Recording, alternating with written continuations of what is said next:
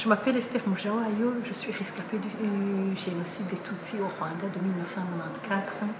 J'ai eu la chance, mes 3 filles, Anna, Amelia et Amanda, ont survécu avec moi et elles sont des grandes filles maintenant.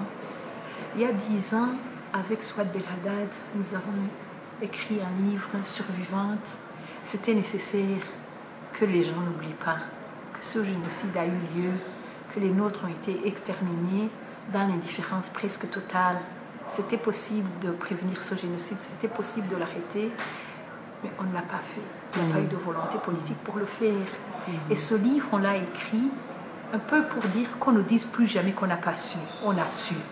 Mais on l'a écrit aussi pour que la mémoire des nôtres, ceux qu'ils étaient, qu'on ne garde pas seulement les cadavres coupés à la machette sur la rue, mais qu'on garde les caractères qu'ils étaient, qu'on garde la beauté et la bonté qu'ils avaient, qu'on garde les personnes qu'ils étaient. C'est notre revanche sur le génocide.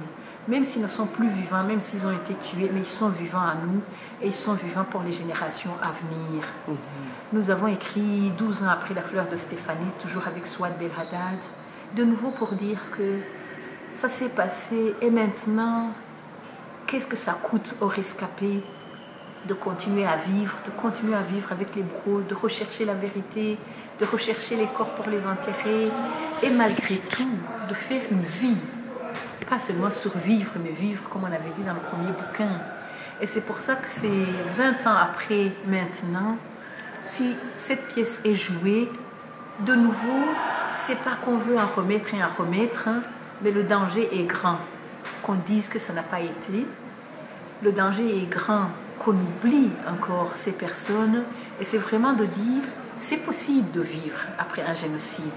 C'est possible de le survivre, nous l'avons survécu. C'est possible de vivre vraiment, vivant, mais il y a des prérequis à cette vie des rescapés.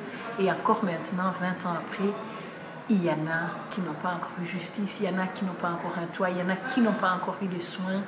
Et pour ça, on veut garder la